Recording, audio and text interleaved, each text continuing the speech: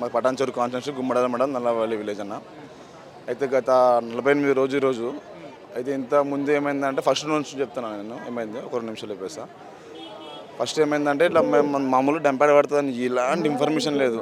అర్ధరాత్రి పడుకొని ఉన్నారు అందరు ఊరోళ్ళు. మేము పడుకొని ఉంటే కనీసం ఒక 100 మంది జీపులు 100 జీపులు వచ్చి వెళ్ళిపోయినాయి. అందరిని వేసుకెళ్ళిపోయారు. నెక్స్ట్ డే ఎవ్వరు రాకుండా 144 సెక్షన్ 800 మంది పోలీసులు 144 సెక్షన్ అమలు చేసుకుంటూ రైతులని అసలు తీవ్ర అసౌకర్యానికి గురి చేసి అన్నదానం తీసుకుని వెళ్ళిపోయారన్న. అర్ధరాత్రి వేసుకొని పోయారు. ఎమ్మెల్యే తెలియకుండా ఏమన్నా కాన్స్టిట్యున్సీకి పోలీసులు వస్తారా? రారు కదన్నా, వస్తారు కదా. అట్లా కొన్ని వందల చేసి చాలా అన్యాయంగా అక్రమంగా అందరిని వేసుకోపోయి ఎమ్మెల్యే మైపాలెడ్డి ఉన్నాడన్న. ఆయన మనిషి అసలు ఏందో మాకు అర్థం అవుతుంది. ఎందుకంటే 30 రోజుల నుంచి కష్టపడుతుంటే మేము పోతే ఇంట్లోకి వెళ్ళి తరిమేసిండు.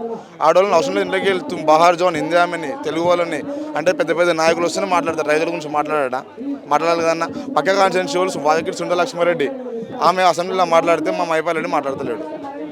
అసలు రామ్కి అనే సంస్థ ఎలాంటిదంటే ఒక బండి పక్కన రామ్కి వెహికల్ పక్కన ఉంటే 10 నిమిషాలు ముక్కు మూసుకుంటాం ఇట్లా. అదే రామ్కి చెత్త వచ్చి మా ఊర్లో పడితే పంటలు పండుతాయి అన్న. చాలా చాలా చాలా వ్యతిరేకిస్తున్నాం అన్న. అవసరమైతే చావైనా చేస్తాం కానీ డంపింగ్ గార్డ్ మాత్రం ఆపుతాం. ఎలాంటిదైనా సరే మైపాలెడ్డి అనే దొంగ అలాంటి వాళ్ళు మా ఎమ్మెల్యే చాలా అంటే చాలా. మేము వస్తే ఓట్లు వస్తేనే గెలిచిండు కన్నా.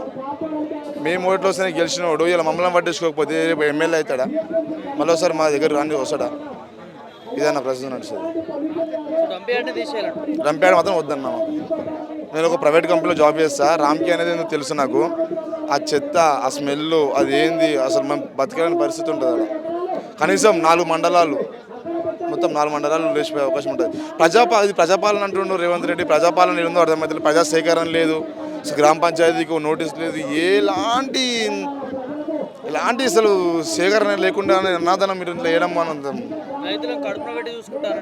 కడుపులో కాదు పుల్లయ్యకేస్తున్న రైతుల మీద.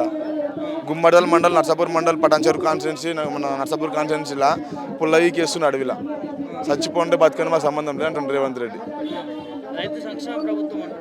ఏ రైతు లేదన్నా. కలెక్టర్ లేడు, ఎమ్మెల్యే లేడు. ఒక ఎంపీ రఘునందన్ రావు ఒకరోజు ఫోన్ మాట్లాడిండు. అసలు ఏమవుతుందో ఎవరికి అర్థమైతే లేదు. ఆడిపోతే పోయి అరెస్ట్ చేసి అంటారు, పోకపోతేనేమో రామ్కి పనులు చేసేస్తారు. ఇది రేవంత్ రెడ్డి గారికి దయచేసి చెప్తున్నాము. ప్రభుత్వానికి, రేవంత్ రెడ్డికి, ప్రతిపక్ష నాయకులకు కలెక్టర్కి దయచేసి చెప్తున్నాము డంప్ యార్డ్ వద్దని చెప్తున్నాము.